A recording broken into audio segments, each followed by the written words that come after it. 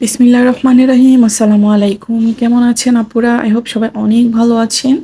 আজকে আমি আপনাদের জন্য অনেক সুন্দর সুন্দর কিছু সেলফি ডিজাইন নিয়ে এসেছি। আই হোপ ভিডিওটি আপনাদের জন্য অনেক উপকৃত হবে।